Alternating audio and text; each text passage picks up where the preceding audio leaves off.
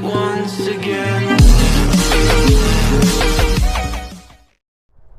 Yaani Wakisii wana trend na serikali iko tu sawa nayo. It's so risky. Imagine juzi Embarambamba akatrend akachoka, akapea Nsongo ndio huyo, akapea ringtone hapo. Wow. Alafu next imagine mimi kimeumana.